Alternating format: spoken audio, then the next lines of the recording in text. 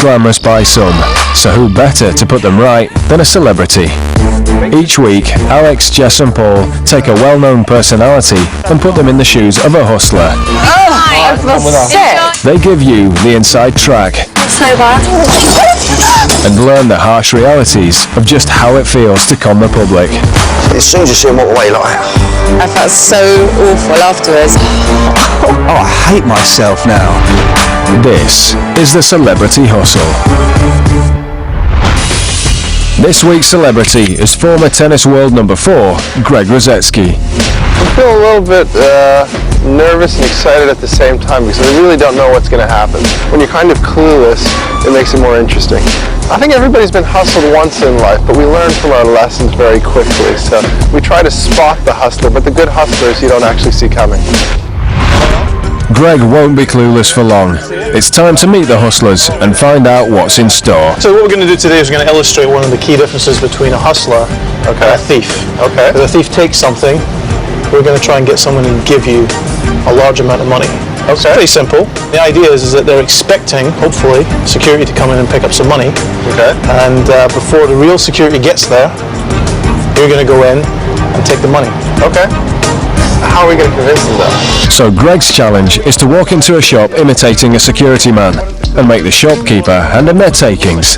In order to look convincing, they'll need a few props, an ID badge and a clipboard, a secure money box, and most importantly, an authentic looking uniform. No, it's not sexist, but... There you go. Okay. Looking good. Excellent. Greg's as ready as he'll ever be. We don't know the layout until we walk inside. We've scattered it from the outside. Don't make me feel too nervous now. No. Let's do it. Your clipboard. Wonderful. Thank you. Good luck, boys. Thank you. Thanks. There's no turning back now. The hustlers have selected this busy jewellery store as Greg's target. They've been watching it since it opened this morning and are certain that today's genuine money pickup hasn't already been made. Alex will accompany Greg into the shop to add authenticity and keep an eye on proceedings. But it's Greg who'll have to approach the shopkeeper and take the money. This is an audacious scam which requires plenty of nerve.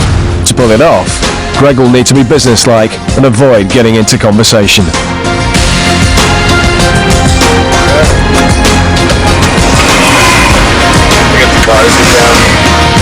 And there's another crucial reason why Greg can't waste any time. The real security man could turn up at any moment, and if they're still inside the shop, this scam will be well and truly blown. This is it. Morning. Here for the pickup? First impressions count, and so far, the woman clearly believes they're genuine.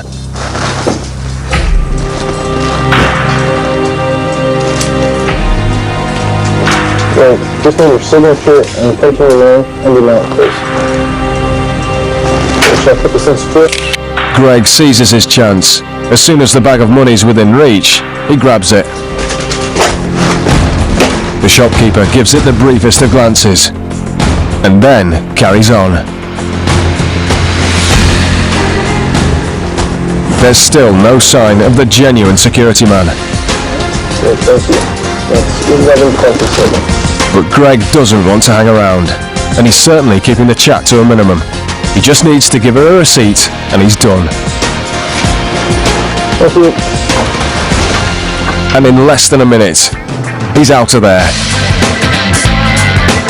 Greg's just convinced the shopkeeper to willingly hand him her takings, and made a potentially treacherous sting look easy.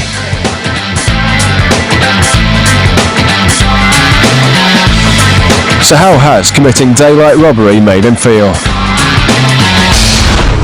It was really nerve-wracking, and it was, you're very nervous about it, but you kind of just have to get into character and get on with it, really.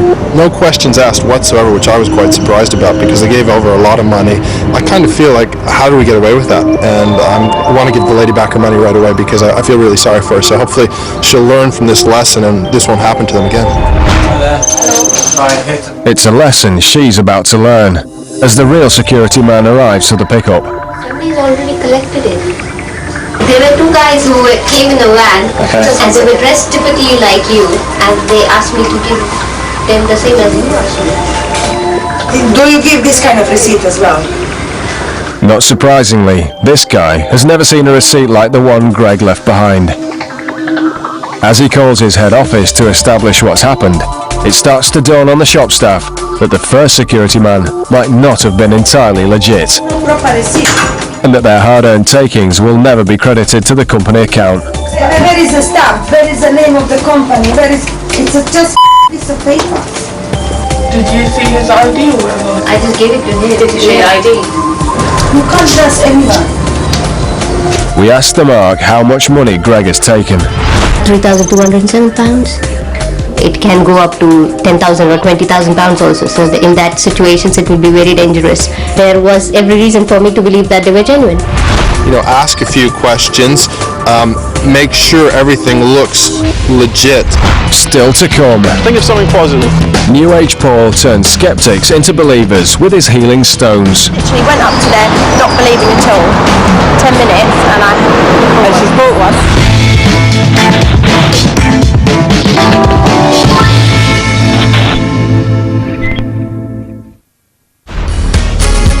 We all enjoy a night on the town. And a good night becomes a great one when it doesn't cost a penny. Here's the challenge. The hustlers are going to show you how to win drinks off your mates by using proposition bets. Yeah, alright. The prop bet makes you believe you're onto a sure thing, but of course the hustlers always have the edge, so you don't stand a chance. So watch and learn. Paul is out in a Brighton bar and fancies a free drink. The rule is, as far as I'm concerned, if you go out, if you buy a drink, you've failed. Okay? So this is the kind of thing you can do if you never want to buy another drink again. And it's a challenge. All you got to do is carry one of these with you. This is a balloon. It's a party balloon. Oh. Yeah. I'm sure something else would work, but that will do just fine for now. Party balloon, and the idea is to use this to pick up both these glasses at exactly the same time. Okay. All right. You got it? Yeah. Take it out. Yeah. Okay, here you go. So only using the balloon, pick up the You glasses. could blow the balloon You can hold on up to and it. get it stuck in this cup and pick the cup up, but that would leave this one out, so That's interesting. stretch it. You are going to break something. You will step back just a little bit. Oh yes, you are. Your fingers are touching the glasses there. You guys don't want to buy me a drink, but I think the time has come. Okay, one balloon and two glasses. So, Time to show them how it's done.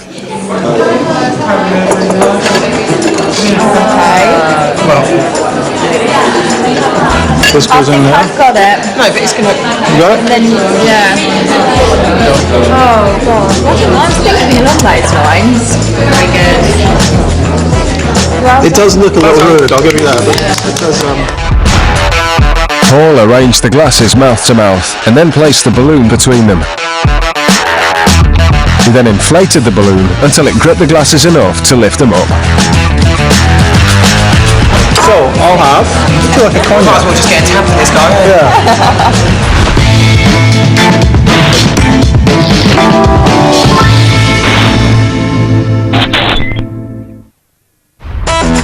It's market day in a trendy location, a popular street market attracting millions of tourists and locals alike. Here, you can buy everything from the weird to the wonderful, and setting up shop with the rest of them are Alex and Paul. They're catering for the New Age market, selling all sorts from healing stones from around the world to dream catchers and joss sticks.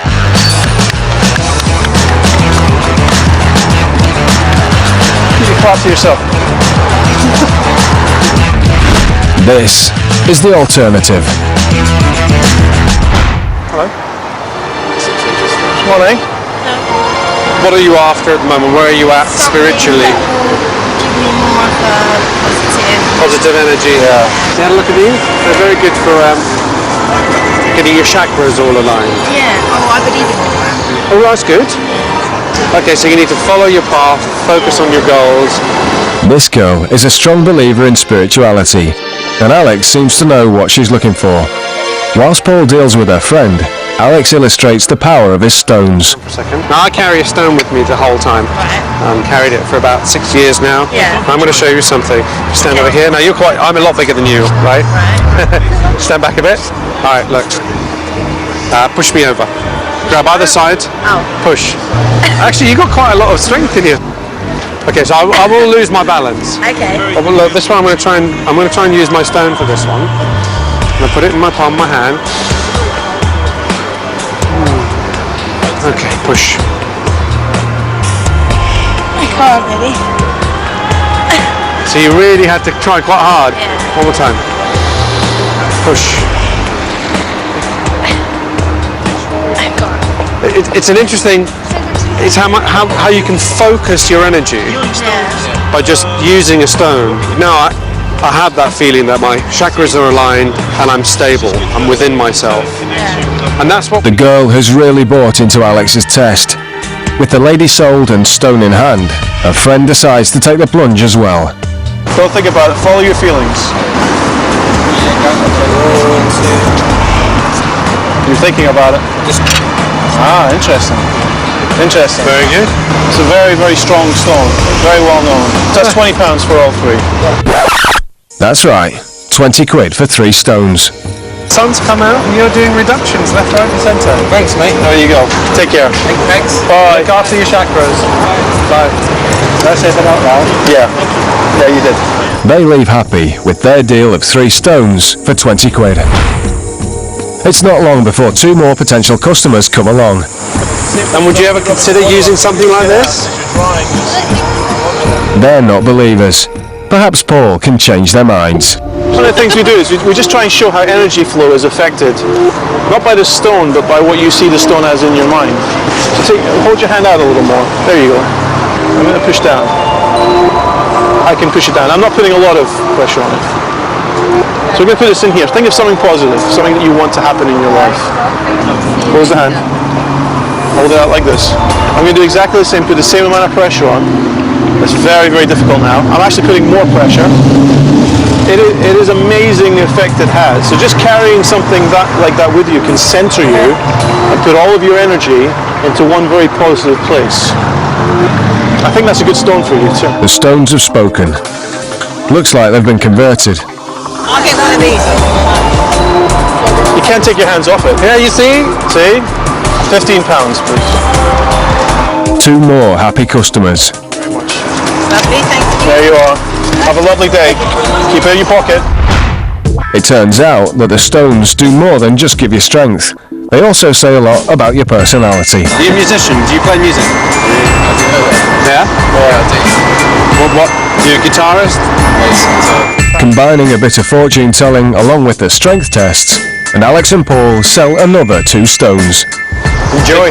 Take care of your stone. We will. In fact, when you can actually prove the power of the stones, they just sell themselves. It's much, much stronger. You say you're not drawn to it, but you keep picking it up. Well, now you've got me. It turns out to be a lucrative day, with the stones from around the world ranging from £5 to £20. The aura is a little bit. Yeah, it's a little bit brown. But with all the powers that these stones appear to possess, where do they actually come from? The truth? From a big bag picked up at a garden centre.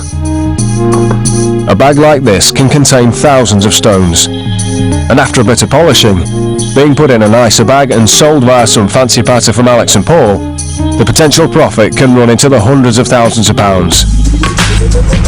And the strength tests? They're fake. When Alex asks the mark to push him over without his stone, he genuinely stumbles backwards, as anyone would. But when he has his stone, he subtly pushes upwards on the stick, using the principle of the deflection of forces, which redirects the force from the mark up and away from himself, allowing him to stay fixed. Paul's hand test is even simpler. Pushing down on an open hand is easy, but once the stone is in a tightly closed fist, the muscles harden and naturally put up more resistance. It's so simple but effective enough to make someone part with their cash for a garden stone. I literally went up to there not believing at all. 10 minutes and she's bought one. They totally understood my point of view and they made me believe that they know exactly what I was talking about, and then they were doing all these tests and things. Oh, it's all strapped up. With the stone. I shouldn't. I knew it. Back, yeah, you know that. Think they're going to make a killing? Yeah. Oh, £15 out of us for 2 stones. Yeah, that's a tenner. That's a tenner gone. When it comes to buying something like this, we would definitely not recommend trusting a stall that showed up in a market overnight. Also, do a little bit of research.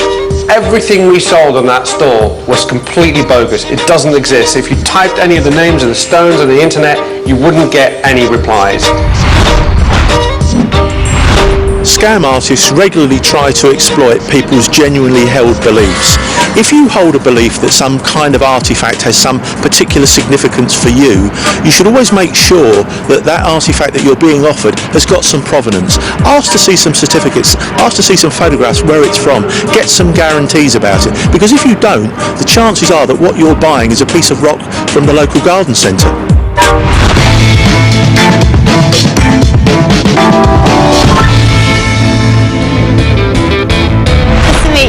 I'm Susie. So remember, hustlers are everywhere, and people aren't always who or what you think. You seem like a genuine guy. Appearances can be deceiving, so think twice and keep your wits and cash about you. Did I say that out loud? Yeah, you did.